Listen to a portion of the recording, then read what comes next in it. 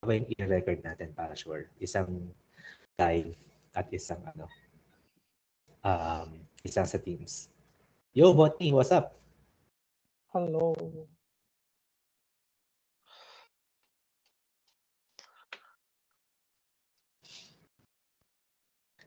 Yun pala guys, Si as Botny yung mentioned, masipag. Oh, yeah. sorry. Go Sige on, po. go on. Yan, Sasabihin ko lang naka-live na tayo. si Botny yung yung masipag sa mga projects mo, no, Josh? Oo, tapos na yata ni Botny lahat eh. Tapos ayun, nag-aaral na siya ng iba na inaral na tayo. Alam ko eh, parang nag-a-azure na HTML. yata natin. Uy, si Sir Tony dito. Oh my gosh. Anthony Cuba. Hello, Sir Tony. What's up? Si Sir Tony. Yes. Hello. Nakuha akong mentor yan eh. Sabi ko, gusto ko rin Nalaglag yung mag-MVP. headset ko. Tara. Sige. Pero maganda tong webinar na to. Ito yung mga ganito, yan. Ito yung mga MVP, evidences. Ay, yung nga pa, naghingi pa ng evidences sa MVP. Oo, ano yun eh. Something na may community ka and something na may actual community work ka na ginagawa. So, mga pro bono like this. And kumbaga, parang unspoken na what's unique about you. So, yung audience mo ba, medyo unique yung audience or yung way of delivery, mga ganun. Pero that falls under branding na kasi. So, may slight branding, tapos technical community leadership. Sige, nice one. So, alam na, Alexis. That's nice. Sige. Pwede naman na to. Okay, sige, let's probably wait for couple of more participants. So we have 7 here on the call. Tapos we have 13 participants on Facebook. Sige, mga 3:05, we can, or maybe mga 3:05, let's see. If we can start na. Si Botny Data rin pala, dito eh. Yes, sir. Ay, lakas niyan. All-star. Sabi. Ang dami natin dito. Nice one. Galing ako sa webinar naman ni Dane. Magkasunod kayo. 2 p.m. siya. Tapos kayo 3 p.m. Yung Dax Jutsu niya. Akala ko bukas pa yun eh. Pala siya. Kanina ako 2 p.m. Ano pa rin, medyo pataan pa yata. Wrapping up pa siya. Nice one. Or Power BI pa lang ngayon. Oo nga eh. Grabe. Dikit-dikit kayo. Uy, may BSA naman daw pala. Mamaya. Ay, doon sa likod. Subo ka na dito. Halip. It's fine. Ayun pala, guys. Can you confirm kung sa Facebook Live is gumagana naman yung audio? To confirm lang. Medyo unstable. Hindi naman unstable, pero okay naman yung network ko. So, hindi lang ganun kabilis ang like sa bahay.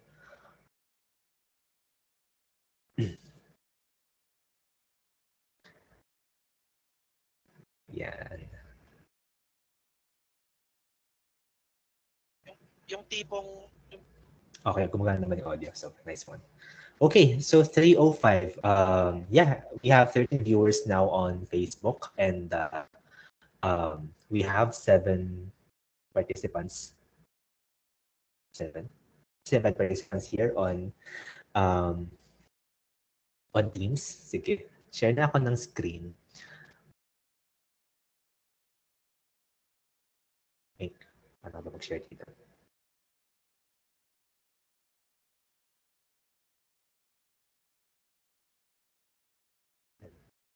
Share na screen na lang. Nahirapan pa ako.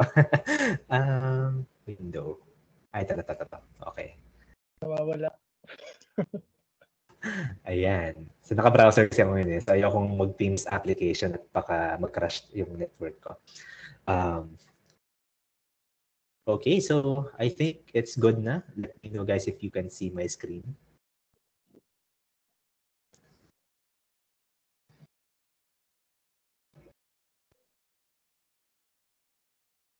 Alright, sige. I think okay naman din siya. So, alright. So, hello everyone. Sorry, pakita ko na lang yung mukha ko saglit. Um, I sorry.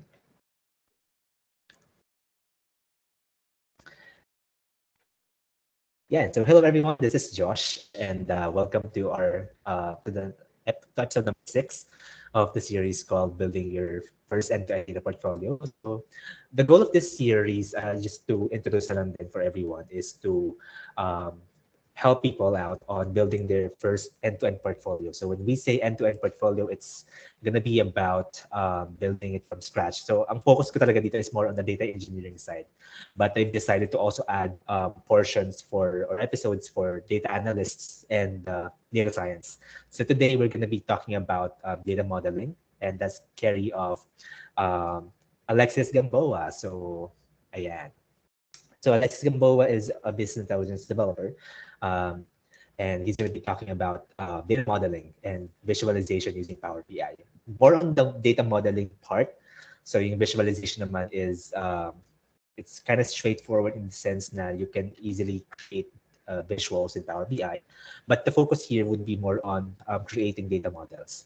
So when I say data models, by the way, it's not machine learning and all that, but it's going to be about defining your model na para makakonect mo yung relationships niya with your current table, with the other table. So more on that later when we have Alexis to talk about this. All right. So konting ano lang, intro lang. So these are the things that you will be needing in this series, but today you just need Power BI Desktop. Ayan. And just to talk about the previous submissions from the previous episodes, ito yung mga top participants natin. So ayan, so we have Botany as well on the call. So ayan, natapos niya actually lahat ng mga projects um, from extracting data from the web papuntang FTP server hanggang makarating kami sa development ng API. So nagawa niya yung lahat. So ayan, shout out kay Botany. So nandito siya ngayon. And yeah, just to quickly talk about the project that we are doing. So again, we are done with the data pipeline and the API portion here. And right now, nandito tayo sa portion na to. So the analytics and the reporting part. So here, we're going to be talking about the analytics.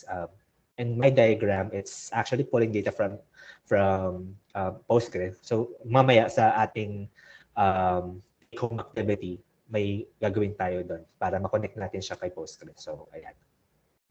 So yeah, I think that's gonna be it lang. So I'll just give the floor to Alexis. So, Alexis, whenever you're ready, you can share your screen na. Okay, thank you, Josh. Yeah, okay, sige, mag-share screen ako.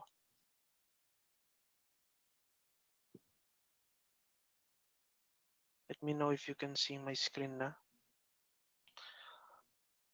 So this is just an introduction, more of a crash course lang, no? Kasi sa totoo, yung Power BI desktop, hindi siya mako-cover in 2 hours. Kasi ang nakita ko sa event natin is 2 hours lang tayo. So this is more on a general overview. By the way, let me know if naririnig nyo ba ako, if may audio ba ako. Yep, loud and clear. And we can also share your screen then. So, yeah. Okay, thank you, Josh. Okay. Ayun, and like Josh mentioned, I'm a business intelligence developer and most of my day-to-day work is Power BI talaga. So the agenda for this webinar is Power BI and itatakal din natin yung default settings, navigation in Power BI desktop. Pero di natin ko-cover yung Power BI service. It is a different type of technology although related din siya sa Power BI.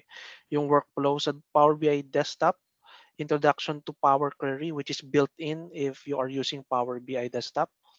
Introduction to DAX. So disclaimer lang, yung DAX natin is basic DAX lang, hindi siya yung parang kay DAX Jutsu na super advanced. So we will be tackling calculated columns and measures and yung difference nila. Then yung data modeling, so table and relationships and cardinality. And of course, yung Power BI report or building visuals. Ngayon, if we're going to install Power BI desktop, either we can do it in Microsoft Store or you can download it through the browser. And ito yung recommended settings ko kapag bagong install ka ng Power BI desktop. Yung Sorry, Alexis, parang Yes. hindi yata naka-present yung screen. Nakikita ko yung PowerPoint pero not the slideshow. Oh, sorry. Let me... Sorry. Sige. Ayan. If bagong install ka ng Power BI desktop, I recommend the following settings.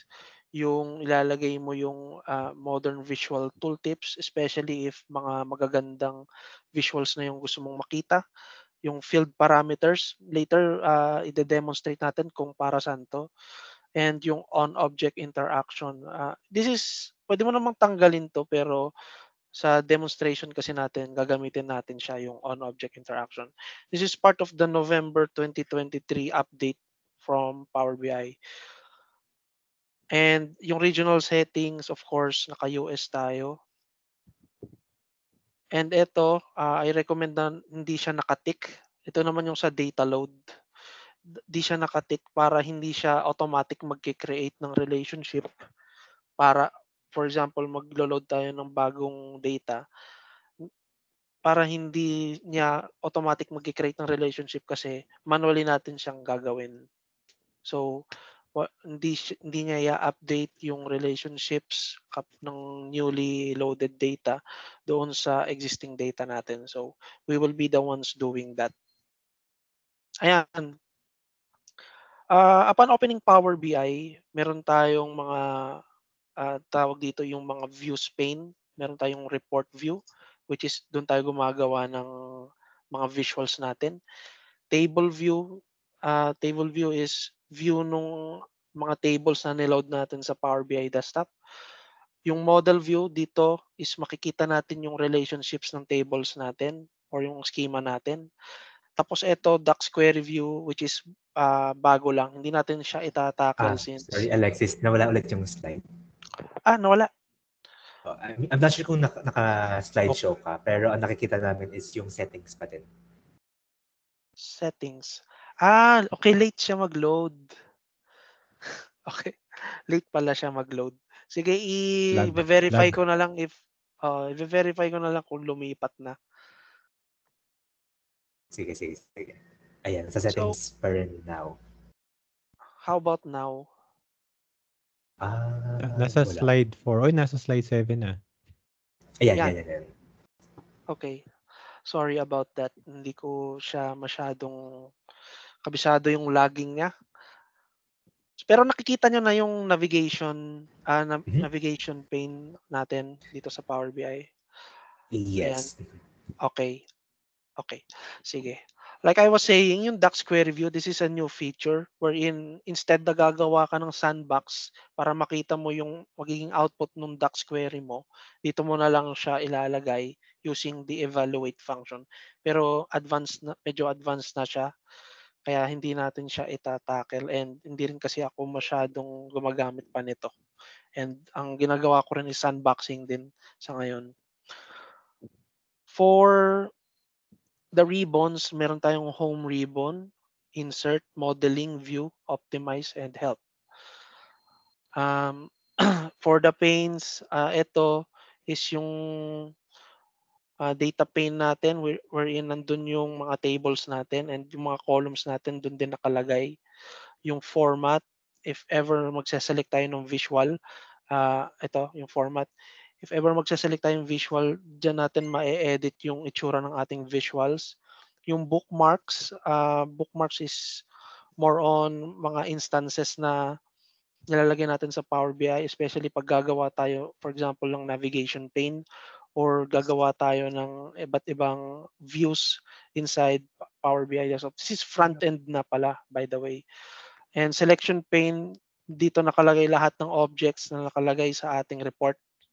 Performance analyzer, ito yung ginagamit natin para malaman natin if gaano kabilis yung Power BI, yung mga visuals natin kapag pinablish natin sa Power BI service.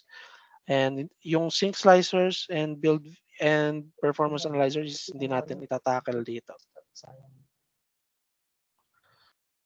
Okay, so ito yung let me know if nakikita nyo na yung Power BI desktop workflow na screen. Now, hindi pa. Okay. Ang tagal ah. Or baka sa akin lang. I don't know. Lag din sa akin. Lag din. Lag. Nauna yung audio ko, no? Audio mo walang Sabay problema. naman. Yeah.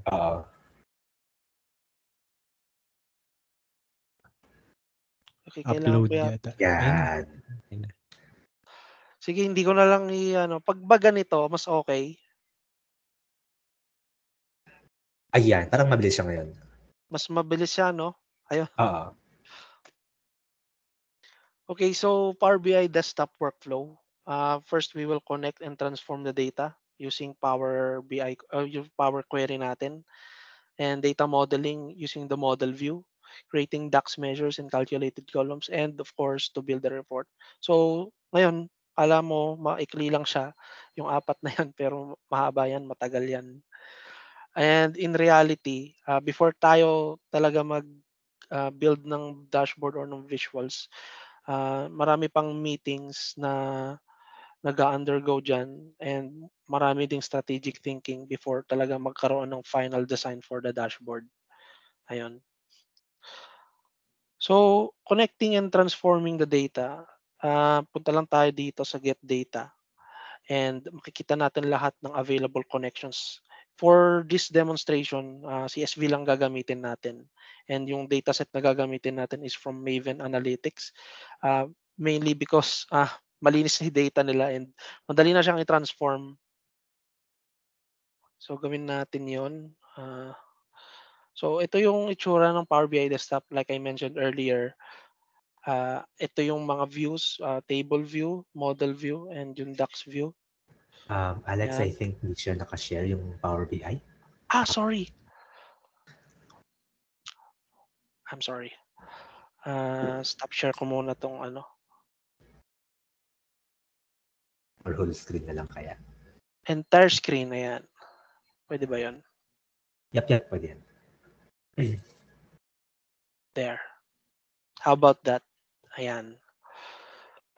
Yan, kita ko na. Okay. So, ang first step natin, especially kung beginner ka, is to get data. And if we're going to extract data or get data from CSV, text CSV lalagay natin. But if you want to explore more data connections, dito tayo sa more. And marami kang connections actually na makikita dyan. Ayan. Pero ang gagamitin natin is CSV lang. And click connect. So, check natin kung saan nakalagay yung aking data. Dito. So, kung makikita nyo, marami tayong tables na nakalagay dito. Isa-isahin lang natin to. Pero, in reality, pwede natin siya i-combine, especially kapag nasa isang folder lang siya. Pero for this demonstration, isa-isahin natin siya. And for example, nag-extract tayo ng isang table, makikita na natin siya dyan. So this is a calendar table pala, mali pala yung na-load kong data. Hindi siya masyadong kita na table siya. Ayan. For example, products. Kapag na-load mo na siya, kapag na-extract mo na siya, before mo siya i-load, meron ka ditong option na kung pwede mo siya i-transform. Kapag kinlik mo i-transform data, i-redirect ka niya sa Power Query. So this is a separate window na, hindi siya yung Power BI na na window natin kanina. This is Power Query na, and dito mainly ginagawa yung mga transformation natin sa data natin. Okay. And if mapapansin mo, sige, later ko na lang i-discuss yung meron kasing mga yan eh. After selecting the file, click transform data, and like I mentioned, dito ko nga ma-redirect sa Power Query Editor. And doon sa Power Query Editor, makikita mo, meron siyang mga parts like yung navigating Power Query Editor, makikita mo yung iba't ibang parts ng kanyang view. Meron dito yung mga ribbons wherein nandito yung home, yung transform, yung add column, yung view, yung tools at yung help. Pero mainly ang gagamitin lang natin yung home, transform, add column, tsaka view. Sa tools, wala masyado. Hindi ko masyadong ginagamit tong ribbon na to eh. And more on aftercare na kasi ito kasi dito ka na nagda-diagnose ng if ever there are errors in your data. Ayun. Sa queries, dito natin makikita yung mga tables na niload natin. For example, gusto ulit natin mag-add ng isang table. Mag-click ka lang ng new source and click mo yung text CSV since CSV yung data natin. Let's say calendar. Ayan, okay. If mapapansin nyo dun sa applied steps, since nadedetect na ni Power BI minsan yung data types niya, nilalagay niya na dito. Pero ang best practice kasi is to check if tama yung data types natin and if mali, tayo mismo manual lang mag-change nung data types. Ayan. Later, di-discuss din natin yung data types. So, yung applied steps, ito yung kinaganda ng Power Query. Makikita mo dito yung steps na ginawa mo sa data mo or yung mga transformation na ginawa mo sa data mo. And if you want to go back to the old version of your data, doon ka lang babalik sa step na kung saan nangyari yung transformation na yon. Ayun. For example, ito yung source natin, di ba? Kung mapapansin mo yung mga columns niya, column 1, column 2, column 3 hanggang column 9. And wala pang masyadong transformation na ginagamit dito. And if mapapansin mo yung row 1, yung row 1 natin is ito dapat yung column name. Kaya tayo nag-promote ng header or we use the first row as a header. Kaya yan na yung column name natin. Okay. Ayun, and automatic niya na rin na change yung data type ng ating tables. Ayun, like I said, diniscuss na natin yung each ribbon sa Power Query. Doon sa home table, dito natin makikita yung mga pagpapalit ng data types, pag-merge ng data, pag-append ng queries. Sa transform naman, doon naman yung mga column transformation. Like for example, gusto natin i-split yung column if may delimiter tayo. Gusto natin mag-replace ng mga values or gusto natin mag-extract ng values from the column. So later, de-demonstrate natin kung paano siya gawin. Sa add column naman, ang pinagkaiba naman nito sa transform column, kapag naggawa ka ng changes doon sa transform column, hindi ka magke-create ng new column with the new transformation that you made. Ang mangyayari dito sa add column, kapag naggawa ka ng transformation doon sa column, magki-create siya ng new column with the transformation that you already did to the previous column. For example, ito yung in-example natin kanina. Changing date, yung we use the first row as a header, which is automatic kapag naggagawa tayo ng sorry. Automatic kapag naglo-load tayo ng tables dito. So one good example ng transform tsaka add column yung difference niya. For example, itong product weight, i-transform na, let's say ito yung pinakamadali. Let's say mag-a-add tayo ng 10. Pag nag-add tayo ng 10, wala siyang kinreate na new column. Kung mapapansin nyo. Yung mismong column na yon, doon siya naggawa ng transformation. Pero kapag halimbawa, sa add column natin siya gagawin,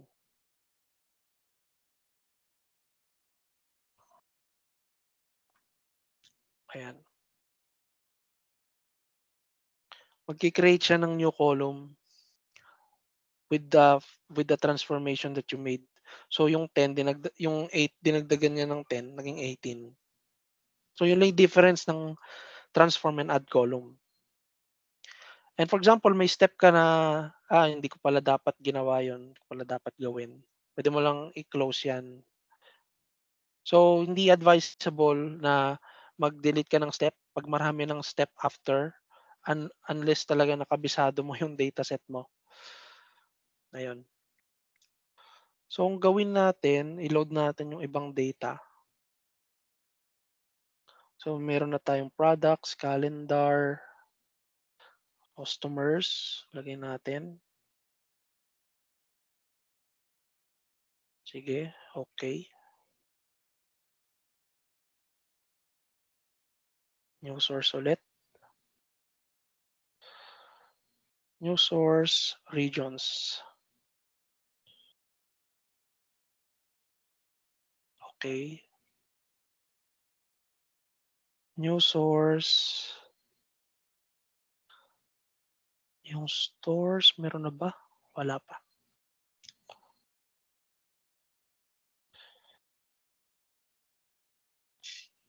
Okay. New source. So basically, nag-extract lang tayo ng data natin kasi gagamitin natin mamaya to. Pero there's a better way of getting data which is yung folder. I-extract natin siya through folder. Kaso kapag ginawa natin yung kailangan, yung folder name natin is saktong-sakto yung saktong-sakto yung file location niya.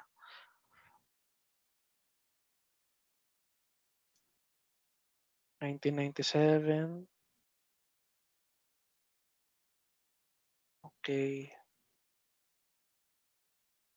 And 1998. Ayan.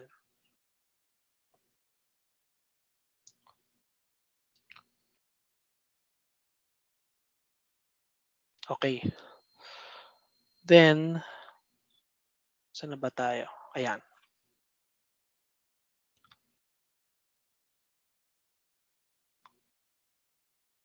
So, ayun.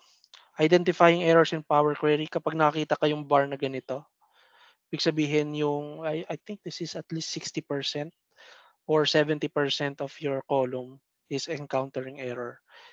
Yan. Errors can be identified by the red bar. And pag na-fix mo na naman na yung error, green na siya lahat. So, parang indicator tong nasa ilalim ng column natin. Saan ba yun? Ito. Ayan. So, naka-automatic pala tong column distribution tsaka column quality. Kasi mamaya di-discuss natin yun eh. Yung importance nun. Ayun. And ayun, ang next na gagawin natin upon loading is to check the data types if tama. And ang kinaganda naman nito ni Power Query is automatic niya nang chine-change yung data type. For example, product ID, tama ba na integer to? If hindi, i-change mo na lang yung data type dito. Okay. You can either change it through here, pero ang best practice ko kasi yung ginagawa ko is dito na sa mismong column ko chine-change for better tracking. Ayun, mukhang okay naman lahat dito. Tama, ito ay decimal. Ito ay decimal din. Decimal, okay. Calendar. Ito, kung mapapansin nyo, hindi pa pala naka-promote headers to. So, ang gagawin natin is use first row as header, yung transformation na to. And ayun, matatransform na siya sa yung first row mo naging yun yung column number mo. And kung mapapansin nyo, since ito is calendar date, dapat naka-date siya, hindi siya naka-text. So, i-change natin to date.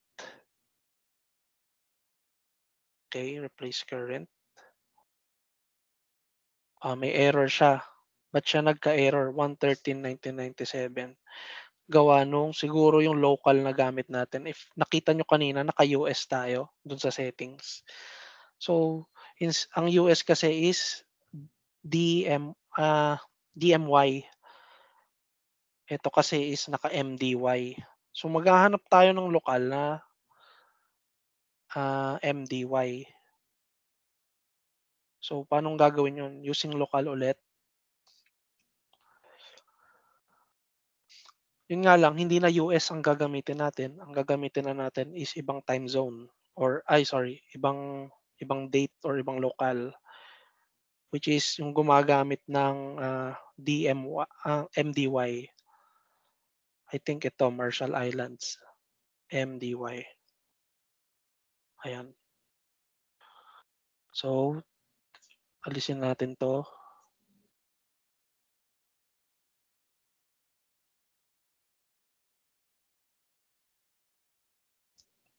Hopefully, mawala na yung errors niya.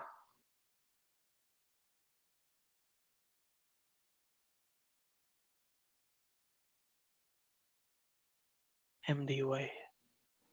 Ayan, wala na siyang errors. So, nababasa na ni Power BI ito as date column na siya. Ayan. Sa customers naman, okay, mukhang okay naman lahat ng data natin dito. Except yung dates. Itong birth date, papalitan natin. Palagay ko ito rin is Marshall Islands.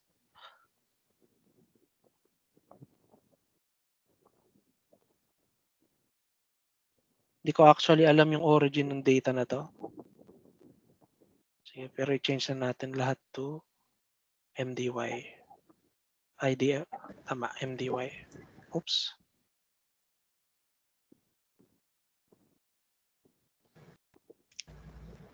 So Alex, just a question lang. We have a question on Teams.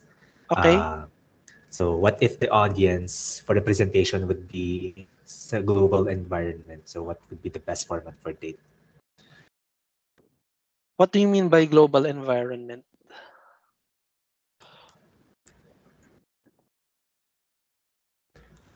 Like siguro, for example, for other locales. I think that's what he meant with the... So ito is format lang naman pero hindi nangangahulugan. Ito yung time zone na yon. This is yung format lang ng date. Pero hindi ibig sabihin ito yung time zone. Ngayon, if gusto mong global siya, for example, yung ibang dataset mo naka-MDY, tapos yung ibang dataset mo naka-DMY. So, ang magandang gawin doon is i-separate mo na lang siya, yung MDNY mo. I-split column mo na lang siya and make your own format na lang. So, kaya nga, ang mention ko earlier na dapat meron meeting sa pinagdadaanan yan before tayo maggawa ng ating data. Kasi pinapag-agreehan yan before tayo mag-create ng dashboard. Kung MDY ba or DMY. Yan. Part yun nung analytics process.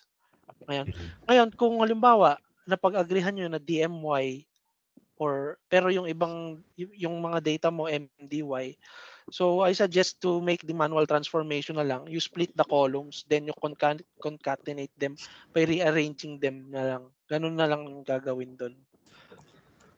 Or personally, ako, ang bet ko talagang format is yung ISO format eh. So, year, month, date. Kasi you can never go wrong with that. So, yeah, thank you for asking, Gio. And thank you for addressing, Alex. And siguro, another question din sa Facebook naman. Kung pwede daw bang makahingi ng copy ng PowerPoint? Kasi dami na eh. Sige. I-share ko. Ayun. Nice one. I-share ko siya. You can PM me naman after eh. Ayun. Saan na ba tayo? Ayun. Nag-change pala tayo ng date. So, hindi ko na-expect na hindi boring to. Kasi live to eh. Hindi to yung content usually na ginagawa ko. Pag kasi normal content sa Facebook or sa YouTube, ay as much as possible, tinatanggal ko yung mga dull moments para maging entertaining siya. Kaso, pag kasi naka-live ka talaga and ikaw mismo gumagawa, hindi maiiwasan ng meron talagang dull moments. Marshall Exciting Island. naman. Exciting. Ay, sorry, si Carl?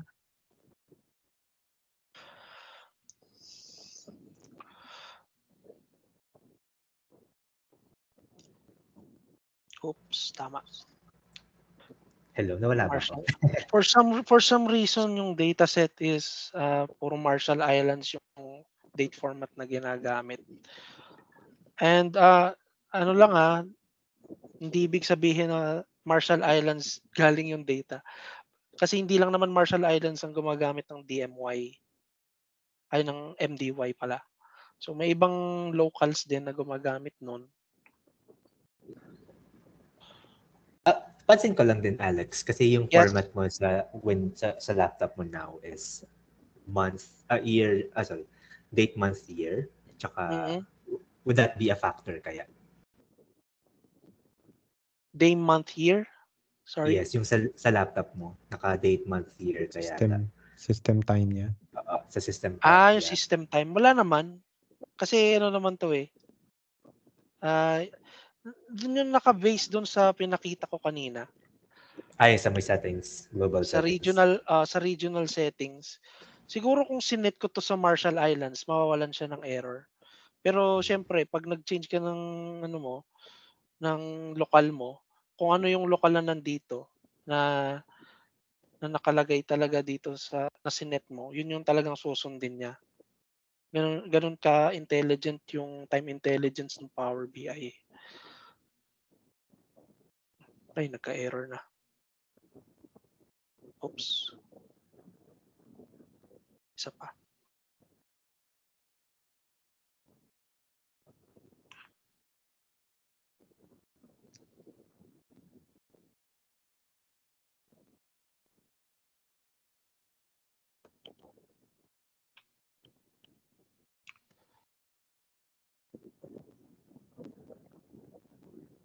Yeah, so medyo matagal talaga yung ating pre-processing. So, yun. So, for you guys, if you're trying to build your own dashboard, syempre, while it's good to have a clean data, it's also best for us to pre-process the data in a way na mas madali for us. Syempre, hindi naman natin make sure that we have data na malinis eh. So, it could be, it could be coming from a different department or different source. So, for pre-processing, Power Query will definitely help you out on cleaning your data without having to really code. So as you can see, parang drag and drop ang ginagawa halos ni Alex, which is nice about Power Query. So there's also an underlying code here, which is called M. Pero ito yung now M. Yes. But for now, you can do a lot of things with just the options that you see on the screen. Yes. Hindi talaga ako magaling sa M, kaya di ko siya tinakel. M kasi is iba pang language yun compared sa DAX, di ba? Yes. So talagang siya, parang iba talaga syntax niya. So yeah. May let tapos but yeah, it's straightforward din naman yung mga. So, and you can also generate those scripts when you're navigating this.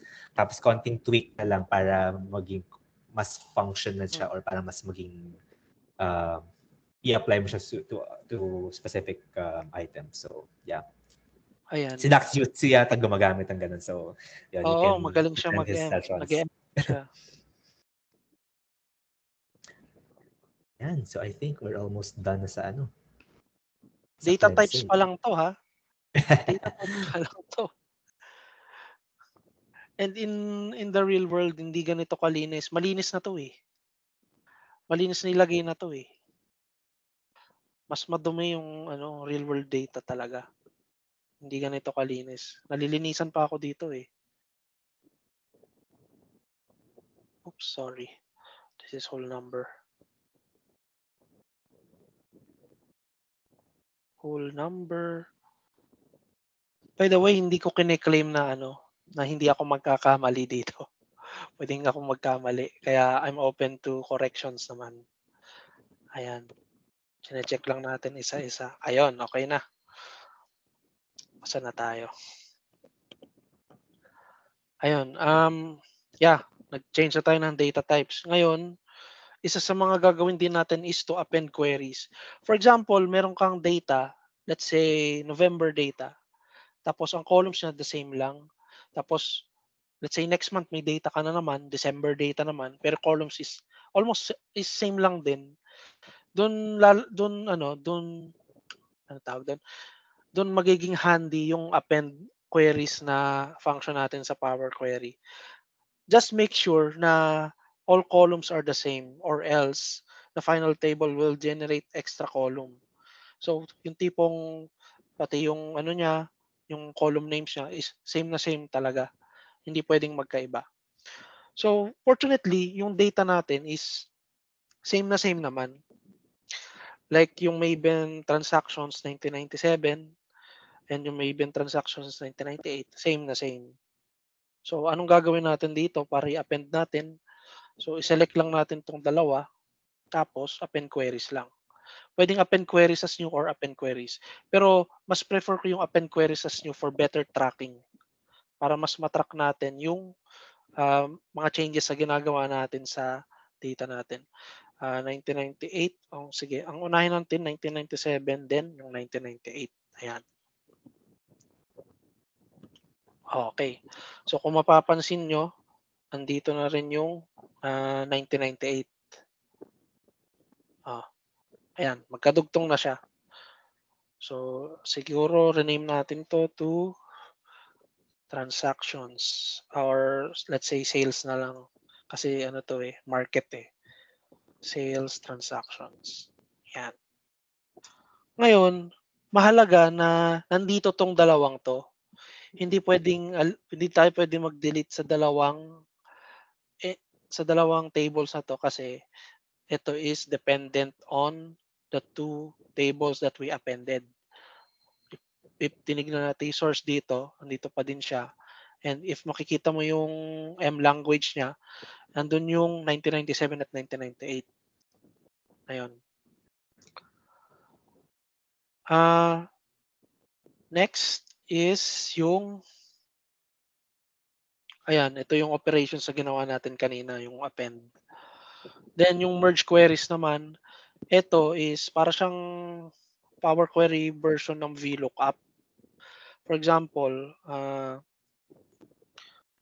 let's say, ano ba magandang example? Let's say itong products. No, hindi. Ito. Meron tayong product ID, di ba? Tapos yung hindi natin alam kung anong price nito. Ano ba price ng product ID 869? Hindi natin alam. Ngayon, pag tinignan natin dito sa products, meron siyang product ID. And per product ID, meron siyang retail price. Okay. So, anong gagawin natin para makita natin siya? Tayo dito and mag-merge queries tayo. Pwedeng merge queries as new or merge queries. Pero sa case to, for demonstration purposes lang is merge queries tayo. Then, i-merge natin siya sa products. Product ID. Then, product ID. So, dapat same lang siya. Magkaiba siya ng data type. Okay. So, dapat pala pareho, which is whole number. Ayan. So, para pala makapag-merge ka, dapat yung foreign key mo and primary key ng main table mo is same ng data types. Let's see if wala na siyang error. Ayan, wala na ng error. Kapag in-okay mo yan, makikita mo to naka-table. Kasi, ano yan pwede kang mamili dyan kung anong column yung gusto mong ilabas doon sa merge mo kasi nag-merge tables kayo. So, lahat ng columns galing doon sa table na merge mo is pwede niyang ilabas. Pero hindi niya agad nilabas lahat. Binigyan ka niya ng options na pumili. Which is ang pipiliin natin is yung retail price and yung product ID. Nilagay na rin natin yung product ID to make sure na yun talaga yung product ID niya. Ayan. So, kung mapapansin nyo, yung product ID 869 is $2.12. Ayan. Pero, since magde-data model tayo, hindi ko ina-advise na mag-merge queries talaga. Ginagamit ko lang tong merge queries. For example, sobrang liit lang ng data ko and kaya naman i-merge query lahat to a single table kasi sa totoo lang, ang pinakamabilis na data model is a single table model. Pero kung hindi maiwasan na talagang marami kang external tables or dimension tables, ang recommended model na gagamitin natin doon is either star schema or snowflake, which will be discussed after pa nito. Okay? So yan, dinemonstrate ko lang yung merge queries pero hindi natin siya gagamitin. And ito yung operations niya. For example, itong column na to is yung, let's say, yung columns in common ng dalawa. So, meron ka left table and right table. Sa left table, yung primary key versus yung foreign key nung secondary table. And kapag nag-merge queries ka, makakapili ka kung anong column yung gusto mong kunin dun sa second table na i-append, i-merge mo dun sa first table. Ganun lang siya ka-simple. And ayun, ito, nilagay ko na rin yung screenshot para madali siyang sundan.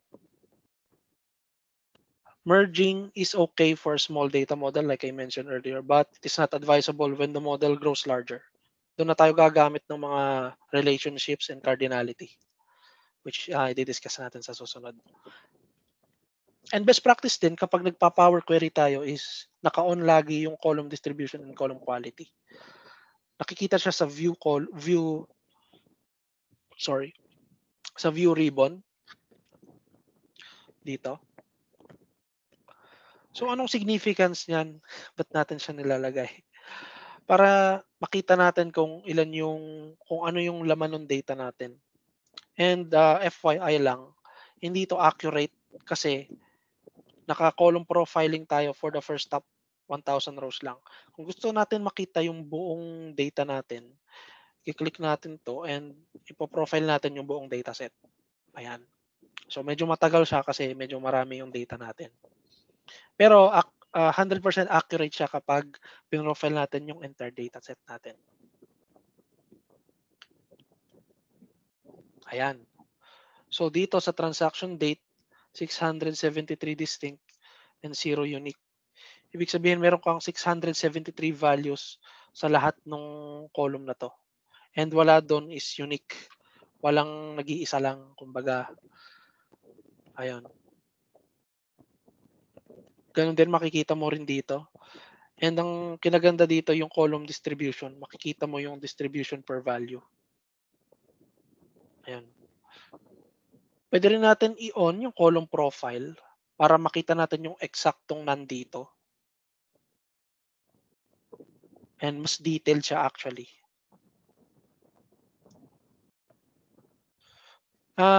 Magagamit siya especially for example, hindi mo alam kung anong pinakamaraming value dito sa column na to. Makikita natin agad yung profile niya kung anong values ang laman ng column na yan and ano yung pinakamarami. Kumbaga meron ka na agad na quick analytic tool agad dito para makita mo kung ano yung laman ng column mo. And ayan, mabilis lang siya actually. Pero advice ko na kapag gagamit kayo nito, lagi niyong ilagay yung buong dataset. Kasi kapag first 1,000 rows ka lang, pwedeng mamali yung profile na maibigay sa'yo. Kaya dapat talaga entire dataset. Ayan. And ayan, na-present naman na natin yan. Proceed tayo sa transformations. So hindi ko na i-demo to kasi more on ano lang naman to transformations. Sa mga string or text transformation, meron tayong lowercase, uppercase, capitalize each word, trim. Yung trim, ibig sabihin ng trim, kapag meron ka halimbawang data na may trailing spaces or leading spaces, tinatanggal niya yon. Kaya maganda mag-trim ka rin. Yung length, yun naman, ang nire-return naman ng length, kung ilang characters yung nandun sa column or sa data mo. Pakita ko sa inyo. Saan ba dito? Ayan, ito uppercase. Ito naman is capitalize each word or ang tawag nila is proper case naman yung tawag. Ayan. after ng isang space, kinakapital niya, then yung mga kasunod, lowercase na. Ayun, ganun lang siya. Yung trim, tinatanggal niya yung, so hindi halata dito kasi mga trailing spaces lang tinatanggal niya. Minsan, sa Power BI kasi is very sensitive sa ganun. Pag, for example, meron kang partial, sabi natin partial high school plus space, then partial high school without space, i-consider niya yun as different types of entries. Kaya maganda tinitrim mo para i-consider niya ni Power BI yun as one. Ayun. Then, yung clean naman, nire-remove niya yung mga control characters. Hindi ko masyadong ginagamit tong clean kasi sa data na ginagamit ko, wala siya masyadong effect. Then, yung length, if gusto mo malaman kung ilan yung characters na nandito, characters plus yung space, kasama yung space binibilang niya. So, sa Excel, ang tawag dyan is LEN or len. So, more on number of characters binibilang mo lang. And pwede mo rin siya gawin through doon sa home. Nare-return niya yung number of characters. Pwede mo rin i-return yung first characters.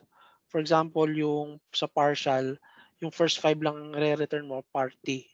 Yung re-return niya. Ganun lang siya ka-simple. And mostly ano na siya eh, ang tawag doon, dinadrag mo na lang siya, hindi na siya masyadong coding eh, no? Kaya mas madali siya compared sa sa DAX. Last characters, ganun din. Ito naman yung kapag kinonvert mo siya sa Excel, left and right. Yung range, ito naman yung mid. I-enter mo yung starting index mo and yung number of characters na kukunin mo doon sa column. Then ito yung ito very useful to yung delimiters kapag gagamit ka ng delimiters. Okay, mag-sample tayo. Sa customers. Ayan. For example, gusto mo lang kunin yung 30K. Gusto mo siya i-extract. Punta ka sa add column, punta ka sa extract. Then ang gusto mo yung 30K.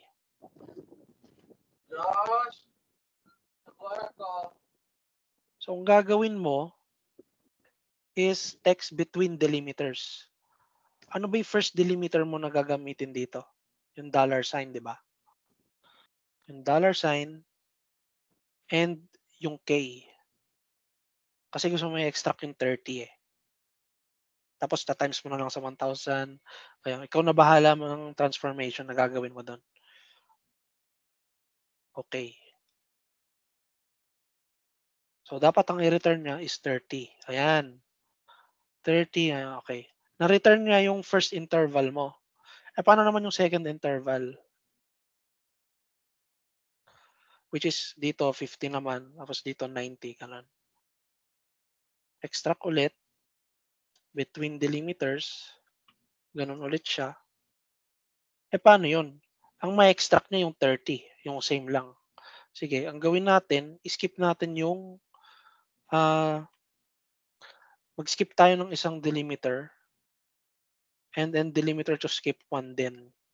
So, ibig sabihin, skip natin yung first and skip natin yung first ng end delimiter. Ibig sabihin, skip natin yung first dollar and yung first K. So, doon tayo mapupunta sa second dollar and sa second K. Doon i-extract niya doon manggagaling. Nakita niya pa rin K. Teka lang. From start delimiter toward the input.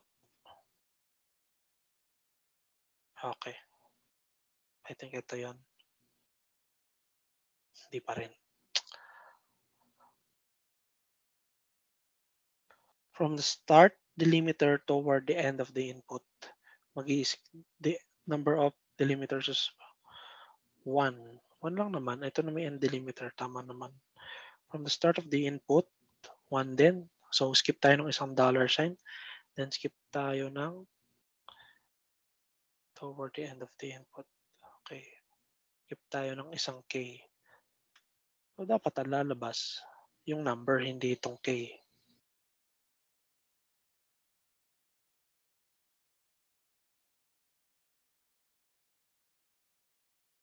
Hindi pa rin. Nanyo rin talaga yung K eh. Sinasama niya. So, sa mga instances sa ganito, kapag gusto mo talaga kunin, mag-double transformation ka na lang.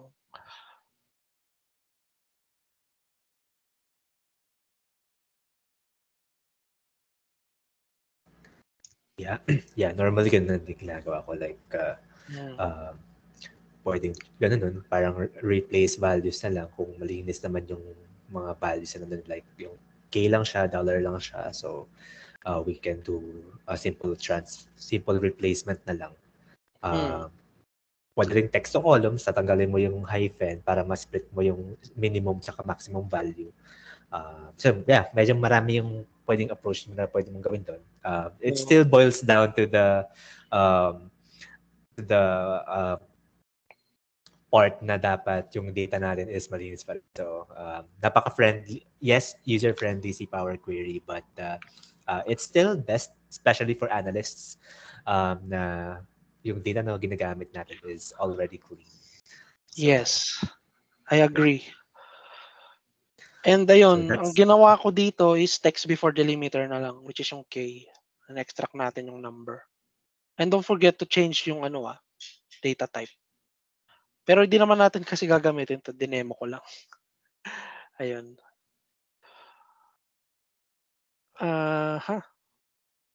Next, ito yung ginawa natin kanina.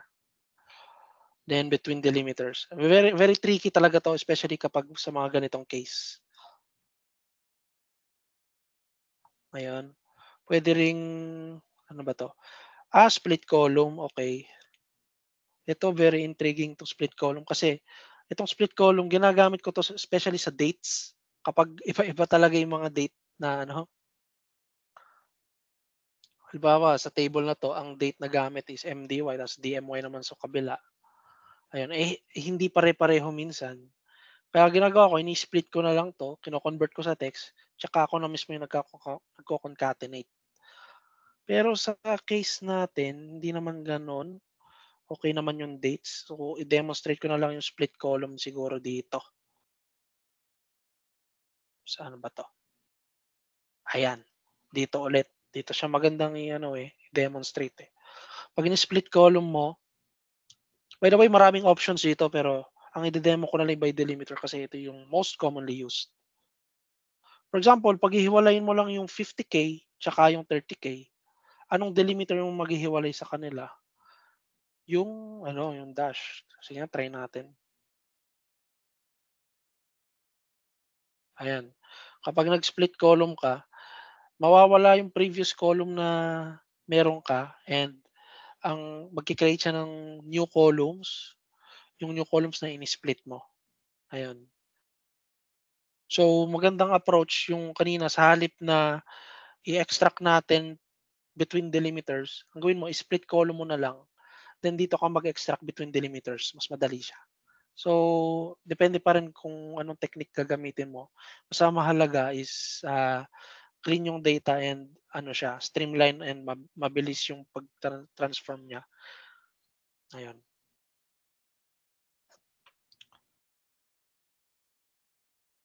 Next is merge columns. Na-try na natin. Hindi pa pala. Okay. Sige, mag-split tayo. Ulitin natin yung split. Ito kasi magagamit yung merge eh. Ayan. So, kapag mag-split tayo, yung delimiter na ginamit natin kanina yung dash, di ba? So, i-demo ko lang yung merge columns. Merge columns, pagsasamahin mo yung laman ng dalawang column. So, sa Excel, ang tawag dito is concatenate. And dito, since kanina yung delimiter natin dash, ang gawin naman natin ditong delimiter is, let's say 2. Ayan. Tapos, ang pangalan niya is yearly income or annual income. Ayan. Once we click OK, ganito na siya. Pero kanina ano lang siya, 'di ba, ganito. In-split natin, tinanggal natin yung dash, tapos ginawa natin ganito. For demonstration purposes lang. Pero in real life, kapag gano'n yung gusto mo talagang mangyari, ire-replace mo na lang yung dash with 2 using substitute.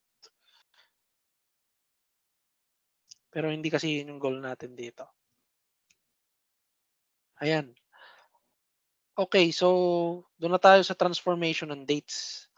Kapag nag-transform tayo ng dates, make sure na yung date natin is naka-date format talaga. Kapag hindi siya naka-date format, let's say naka-text siya, wala kang magagawang transformation sa dates. Punta tayo dito sa pinakamadali, sa calendar. Transfer natin siya, let's say, to text. Yan. Kung mapapansin nyo, yan, naka-ano siya, naka-gray out lahat siya. Oh. Wala tayong mapili. Pero, kapag change natin ito to date natin kanina,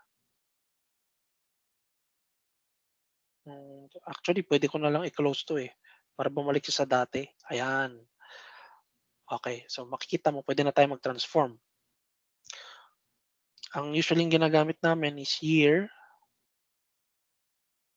Lagay ko lang dyan. Sa month, start of month. Pwede ring week, depende sa gagamitin nyo, pero di ko naman gagamitin yan. Di natin gagamitin yan dito. So, ito, palitan natin ito month. Ayan. Okay, yun lang yun sa dates. So, marami pa dito. Check nyo na lang.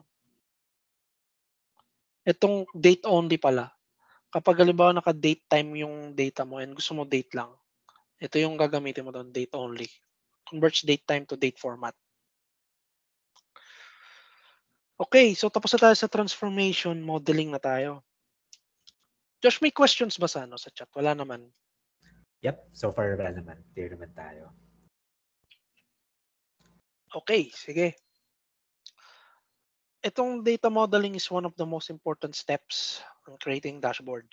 Kasi ito yung back-end ng data mo. Kailangan working properly to para working properly yung visuals mo and tama yung figures na may pakita mo. So, meron 2 types of tables. Yung facts table, tsaka yung dimension table. So, yan ko na lang. Yung facts tables are transactional or event data and are typically store most detailed level of data. Facts tables are often associated with measures, contain foreign keys, and link to dimension tables. Ano ibig sabihin nun? Ibig sabihin lang nun, for example, ang data mo sales, yung mga transaction ng sales, yun yung ano mo, yun yung fact table mo or yung transactions table tawag nila. Yung isa naman is dimension data or dimension table or lookup table. It is parang database mo to sa organization mo wherein dun maglo-look up yung facts table mo. Kung siya ma-explain talaga nung talagang maayos Pero ayun, dalawang types of table sa ating data model, facts table and dimension table. Dimension table, tinawag siya ng dimension table kasi yung mga dimensions inside that dimension table is ginagamit ng transactions table for filtering. And dapat may for you to have a good data model is to have your transactions table well connected to your dimension table. Especially kung related siya. And mamaya i-demonstrate ko yung best practices how to build schema or data model. Pero focus muna tayo dito. Hindi pa natin kino-close to Hindi pa tayo nag-end ng query natin Ngayon, nakakalito siya pag ganitong ano lang. Kapag ganitong tables lang siyang nakalist. So, ang ginagawa ko kapag ganito, rename ko muna. Let's say 01 products.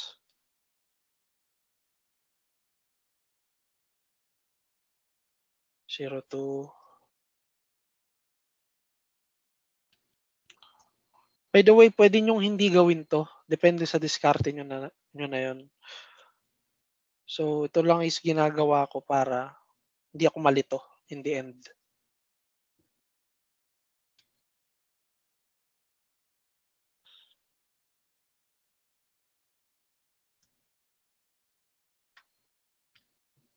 Hala, nakaka 1 hour na pala tayo. Mabilis talaga tumakbo oras kapag Oo nga. sa pre-processing. Yes. Pero siguro let's just have na lang yung sa modeling. Konting visual na lang siguro, pero for the modeling, probably let's use couple of tables na lang para hindi natin gamitin na lahat. Just Sige. for the interest of time na lang din. Returns and 7 transactions. And if you guys have any questions sa Teams and sa Facebook, let us know para we can address them.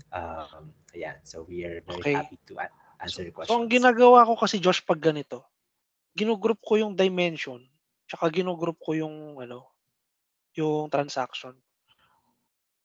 Paggawa ko ng bagong group, let's say dimension table. Kasi to be honest, kapag dumami yan, malalaman mo pa ba? Right.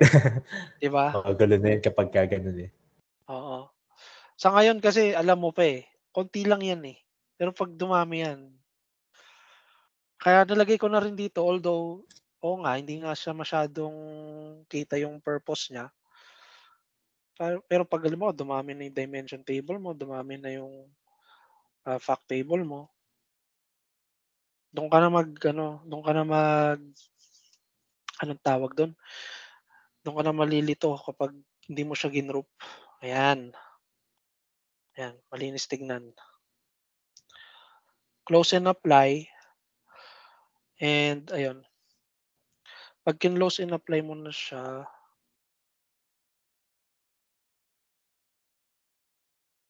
ayan, ilo-load niya na dito sa Power BI.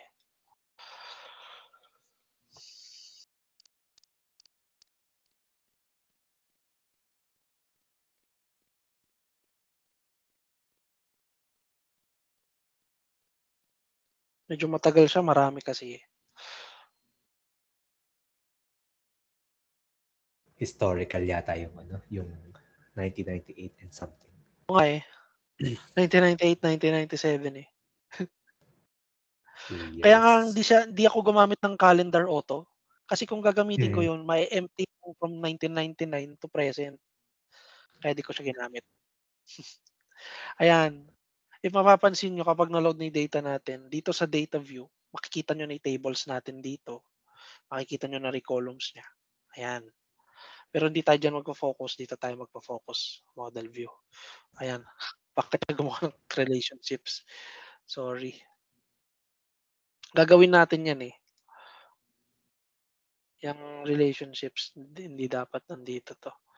Pero ang alam ko, disable ko yung automatically create relationships Sige.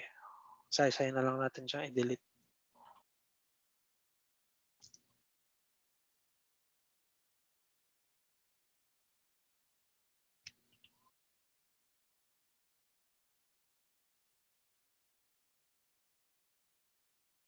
Okay. Ayan. Sige.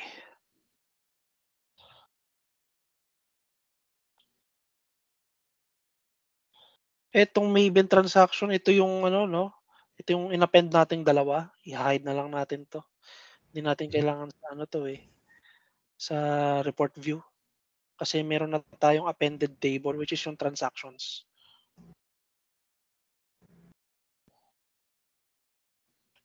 Sorry, nag-lag. Ayan. Hide natin siya.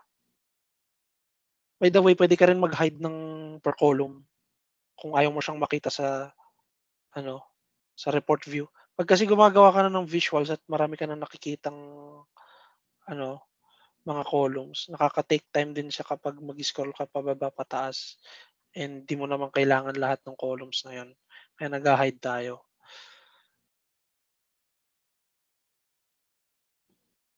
Yun, it's a small step pero it's very helpful. Sige, ilagay natin dito sa gitna yung facts table natin which is yung returns at yung transactions. Ayan. Ngayon, na, charot. Okay. Proceed tayo sa model na natin mismo. May tatlong types of model. ako na alam. Yung single data model, single data or yung isang table lang siya. Kumbaga yun na yung transaction table mo, yun na yung mismong model mo. Wala ka ng dimension table kasi lahat nasa column na. And kapag lumaki yung model mo, pwede ka na maglagay ng mga dimension table. Pwede kang mag-start dun sa star schema. Yung star schema is nakapagitna or yung transaction table mo is connected to multiple dimension table. And hindi lang to limited sa isang transaction table, pwedeng marami. Okay? And meron din yung snowflake schema. Snowflake schema naman is yung fact table mo is surrounded by multiple dimension tables, and yung dimension tables na yun is connected to other dimension tables. For example, meron ka region dito, let's say region. Tapos yung region mo connected to countries or continents, gano'n. Gano'n lang siya kasimple. Yung difference between snowflake and star. Yung star, purely dimension table siya. Wala ka nang nakakonekta sa dimension table mo, kundi transaction table mo or yung fact table mo. Kapag snowflake, meron ka pang ibang dimension table na nakakonect doon sa dimension tables mo. Kaya siya snowflake kasi naging mas complicated na siya sa star. Ayan. Ganun lang siya. Ayan. In terms of table relationships, kasi di ba meron tayong star, meron tayong, let's say, model. And yung connections between our fact table to our dimension table and vice versa, ang tawag doon is table relationships. And ang tawag sa types of relationships nila is cardinality. Yung one-to-one, one-to-many, and many-to-many. Ang tawag doon is cardinality. So, mas ma-appreciate siya pag dinemo na natin. Ngayon, ang first step dito na gagawin natin is to identify kung anong column sa table yung yung primary key or yung unique. Sa regions natin, since region ID yung primary key, gagawin natin siyang primary key dito through dito key column. Gagawin natin siyang region ID. Bakit nilalagay natin to? Para makita lang natin dito. Ito region ID pala yung niya, yung primary key niya. Parang for visibility purposes din siya. Kasi sa totoo lang, pag dumami to, mahirap na. Iba, napakaraming column. Hindi mo malaman doon kung anong primary key yung gagamitin. Baka magkamali ka. Ayun. Paano halimbawa, sa corporate, kapag may pinapa-troubleshoot na sa'yo, hindi mo na alam kung anong column yung primary key. Nawala na. Ayun. Dito naman sa store, since ito is store column, store ID. Di ba ang simple lang? Simple na yung data natin Pero sa totoong buhay, hindi ganyan. Hindi ganyan kadali. Minsan, ikaw pa magse-set ng ng primary key mo. And minsan, yung primary key mo, hindi unique sa table na yun. Kailangan mo pa siyang gawing unique. Dito sa calendar, syempre yung date. Dapat, dapat unique yan. Let's say key column is date. Products is yung product ID.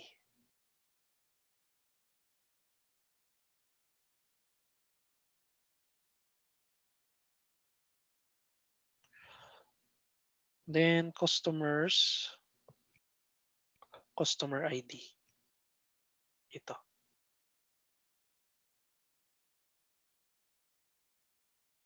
Ayan. So ano next na gagawin natin is to create na yung relationships. Pero sa transaction table ba, meron ba tayong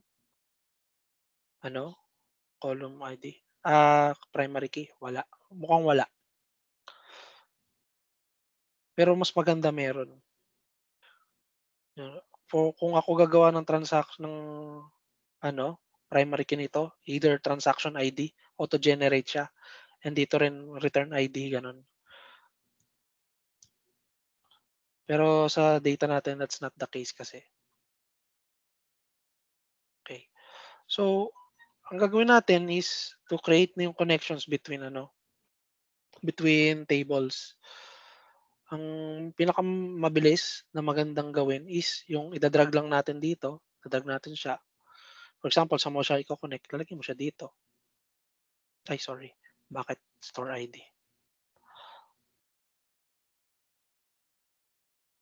Kung anong column dito, kung anong kapareho yung column sa kabila, doon mo siya idadrag.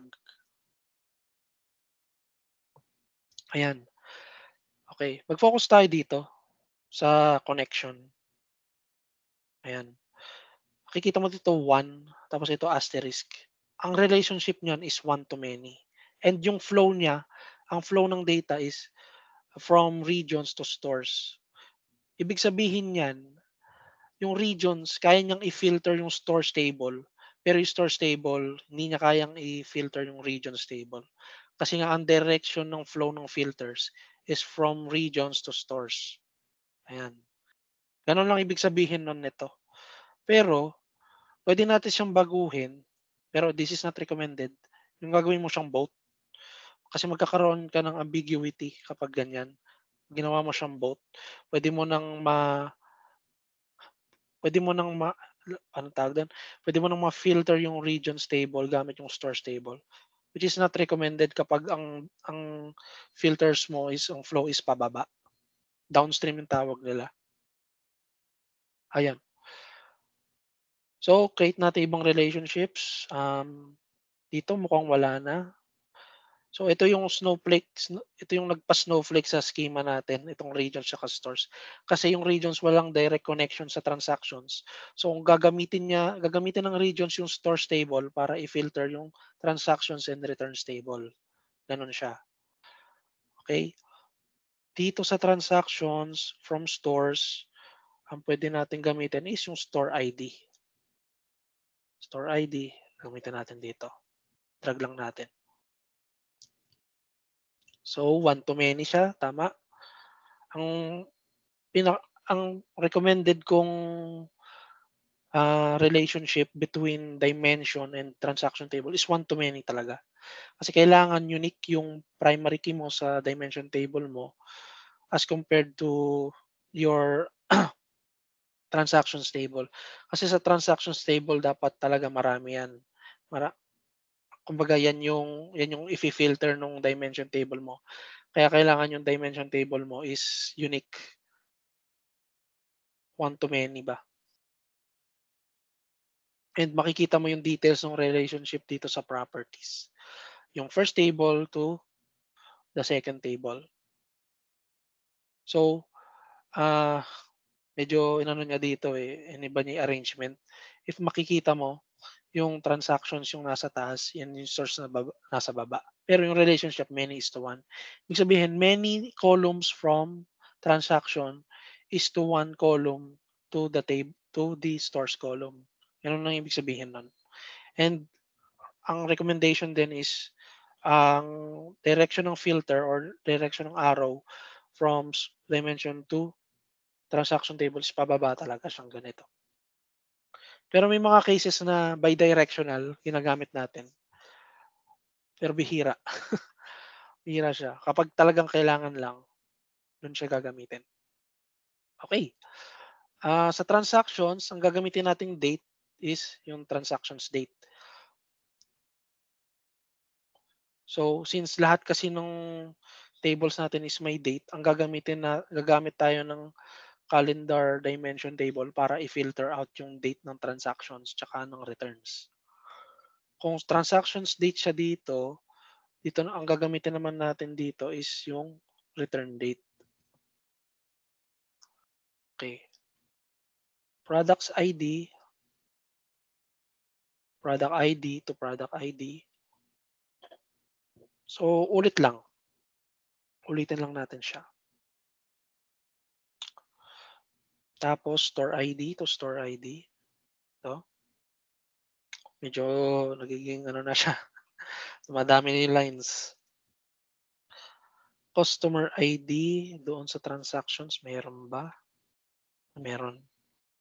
Customer ID. So, dito, store ID lang tsaka product ID. Okay. So, ayun. Since walang direct relationship yung customers at returns, hindi natin ire-recommend na hanapin kung sinong customer yung nag-return ng ganito karami kasi magiging inaccurate ang data natin kasi wala tayong direct relationship between customers and returns. Pero meron tayong direct relationship between customers and transactions. So we can make sure na yung data na yun is accurate as compared to customers and returns. Kasi wala siyang direct relationship. Ayan. So ito na. Ito na yung data model natin, yung schema natin. Anong next na gagawin natin is, ayan, para pala makita kung ano itsura ng relationship natin, dito mo siya makikita yung listahan ng relationships neto, ng mga tables natin. And pwede mo siyang i-edit kung gusto kong palitan. Pwede mo rin palitan yung flow ng filters niya. For example, may bago kang table or dimension table, pwede mo siyang ilagay dito, additional, then connect mo na lang siya ulit doon. Ito lang naman is overview ng lahat ng relationships. Ito is more on a visual view. Ayan. If mapapansin nyo, hindi talaga advisable na ang filter mo is bidirectional. Talagang ano lang siya, unidirectional pero one is to many from dimension to transaction or to fact table. Ganon. Kayo ba, Josh, do you use the same best practices? Yes, normally sa amin ang ginagawa lang namin ay isang fact table lang talaga siya tapos konting dimensions. Kasi the challenge of pushing a lot of data saka tables kay Power BI, bumabagal din yung report. So, ayun. Totoo. Kaya kung anong kailangan mo lang na table, for example, kailangan mo lang let's say, fact transactions, tapos, let's say, kailangan mo lang si regions and stores, and of course, calendar. Ang lalagay ko lang doon is yung mga yun lang, since yun lang yung kailangan sa report. And I can also remove other columns kapag di naman nila natin siya kailangan. And that way, it's going to be, we're going to be saving more space and more,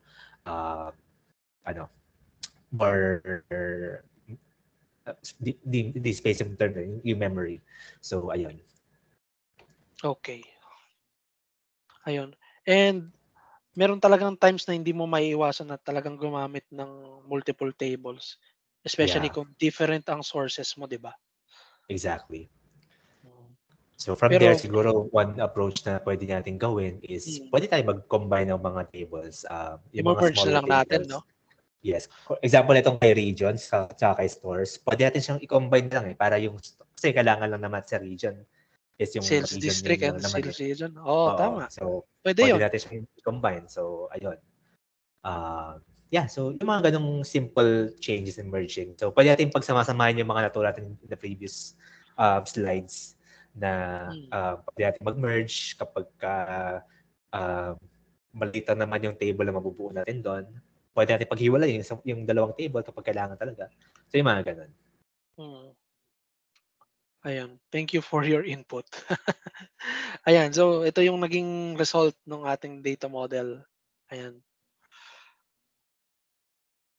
So, okay, DAX na tayo. So, disclaimer lang, yung DAX na di-discuss natin yung basic. Hindi kasi ako DAX expert. So, more on mga ganito lang. If else, ganon. Sum, calculate, ganon lang. Okay. So, merong dalawang klase ng DAX, actually. Yung calculated columns and yung measures. Later ko i-discuss yung yung difference. Pero mag-start tayo dito sa calculated columns. These are based on rows sa table natin. Anong tables? Pag sinabing tables, yung tables na ganito, hindi yung tables na gagawin natin sa visual. Iba yon. Kasi pwedeng matrix dun eh. Filter context na yun eh. Kapag table sa ganito at gagawa ka ng calculations per row, yun yung tinatawag na calculated column. Yun yung row context na tinatawag. Ngayon, kapag maggagawa ka ng visuals or Power BI visuals and Power BI DAX measures or calculated columns, mahalaga talaga. Hello? Nawala ka yata, Alex. Sorry. Sorry? Ayan. Nawala ba ako? Where did I left? Alex? Hello? Nawala. Parang ako yung nawala. Sorry. Ay. Okay, so mukhang nawala si Alex. Hello? Saan ako na nag-left? Ayan. Hello, Alex. Hello? Hello?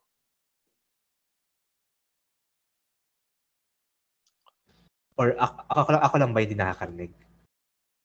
Okay. Sorry. Sige. Continue. I'll just check on my end. Okay. Sorry. Sorry. Ayan, thank you. Ayan. Sige, go ahead. So, ayun.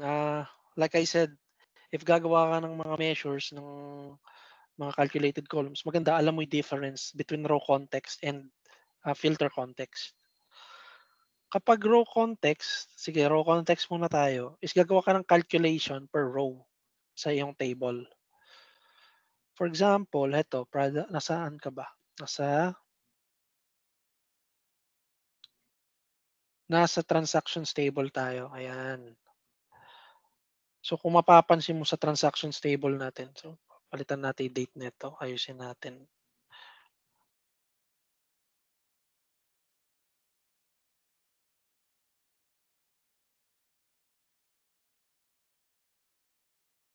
Ayan. So kung mapapansin niyo yung column niya, customer ID, store ID, quantity lang. Wala yung ibang columns. So paano natin i-retrieve yun sa ibang columns gamit yung calculated columns? For example, product ID na to, gusto mo malaman yung retail price. Asan ba yung retail price na column? Yung retail price na column nandito sa products column. Andito siya, product retail price. Ito siya. Gusto mo siyang i-drag dito sa transactions. Paano mo gagawin yun? Meron tayong tinatawag na related na function. Try natin. Product price equals related. Ang ginagawa ng related, para siyang VLOOKUP. VLOOKUP niya yung items na galing sa ibang table. Ilalagay niya sa table kung saan mo gustong ilagay. Let's say product retail price. Ayan. Tingnan natin kung may mare-retrieve siya. Ayan, na-retrieve niya. Yung product 721 is $2.26. And kaya mahalaga na 1:many ang relationship kasi kung many is to many yan, pwedeng itong product ID na to, marami siyang price na ibigay. Magkaka-error siya pag ganun. Kailangan isa lang. Kaya kailangan, yun yung kahalagahan ng 1:many na relationship. Ayan. So, since ito is price, gawin natin siyang $sign. Ayan. So, naka $sign na siya. Okay? Ano pa? Yung cost. Product cost. May cost ba dito? Ayan, product cost. Lagay natin product cost dito. Yung column. Sige, gayahin na lang natin yung formula nito. Tapos, product cost. This is calculated column. Iba pa yung DAX measure na yung measures. May aggregation kasi nakasama yon. When I say aggregation, it means yung combination of your data like sum, average, mean, max, ganun. Okay. Price, let's say cost. Then, ito ay cost. Ayan, product cost. Ka-related ka.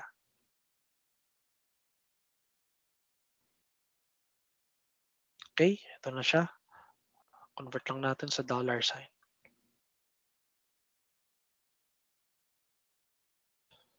Puro 2 decimal places. Okay, that's better. Product price and product cost. Ano pa? Okay. Nagamit na pala. Ay! Product price is already in. Sige. Gagamit tayo ng ibang pangalan daw.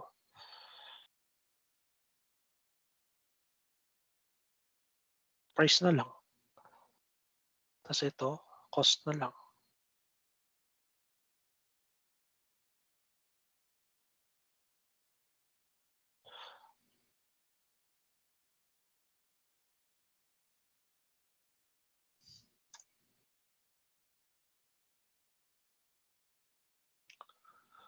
Ay, gamit na siya.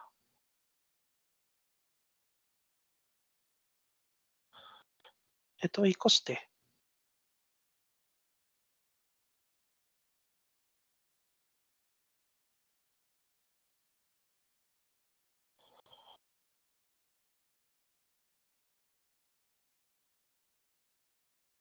Yan. Sorry, medyo nagtagal doon. Nagka-error eh. Ayan. Ngayon, compute din. Ano na naman to?